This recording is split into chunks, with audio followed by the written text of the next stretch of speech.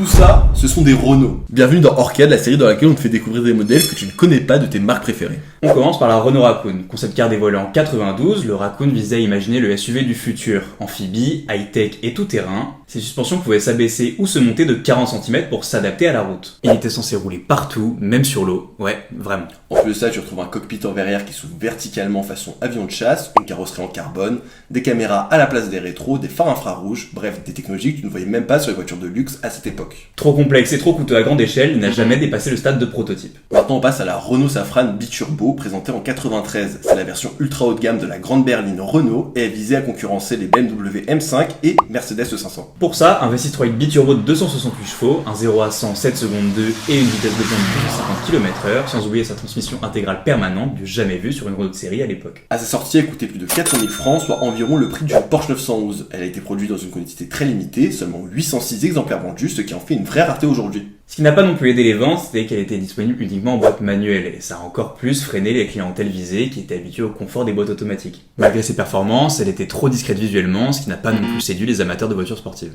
Et enfin la Renault Zoom, un concept car dévoilé en 1992, fruit de la collaboration entre Renault et Matra, qui cherchait tout simplement à créer la micro-voiture urbaine du futur. Elle mesurait seulement 2,65 m, mais pouvait mesurer jusqu'à 2,10 m en se repliant à l'arrière afin de faciliter le stationnement en ville. Une motorisation 100% électrique avec une autonomie de 80 km, ambitieux pour l'époque. Une carrosserie ultra compacte, 2 places, les portes papillons, un look de mini vaisseau spatial. Elle a été pensée pour une ville dense et polluée où la voiture thermique doit disparaître à terme. Jamais produite en série car elle était beaucoup trop en avance sur le marché.